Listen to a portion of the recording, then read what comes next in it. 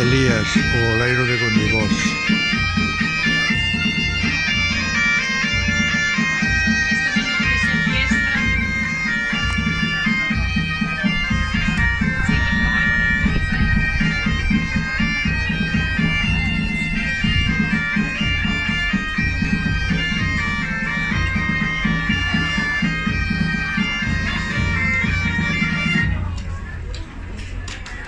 Estas son as súas obras.